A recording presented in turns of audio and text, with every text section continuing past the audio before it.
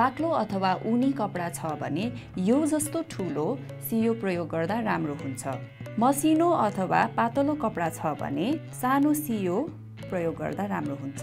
बाक्लो सियोको लागि बाक्लो धागो प्रयोग गर्दा राम्रो हुन्छ र पातलो सियोको लागि मसिनो धागो प्रयोग गर्दा राम्रो हुन्छ। सियोको प्वाल भन्दा धागो जहिले पनि सानो हुनुपर्छ।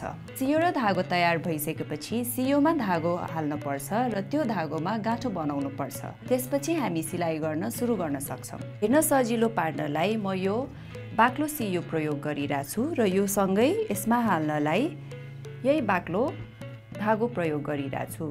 धागोको टुप्पो तिखो छैन भने हामीले एउटा सानो कैँची लिएर यसको टुप्पो काट्न सक्छौं।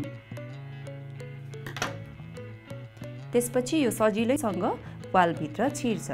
हामीले सियोमा धागो छिराउँदाखेरि एक हातले राम्ररी धागोको टुप्पो समात्नु पर्नेछ र अर्को हातले सियो समात्नु पर्छ र यसरी बिस्तारै प्वालमा छिराउनु पर्छ र प्वालको अर्कोपट्टिबाट धागोको टुप्पो देखिन्छ।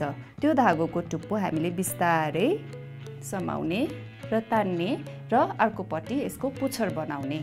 जुनै पनि सियो र धागो प्रयोग गर्दा सियोमा धागो हाल्ने तरिका एउटै हुन्छ। यसको पुरा भिडियो युट्युबमा छ, हेर्न नबिर्सनुहोस् है।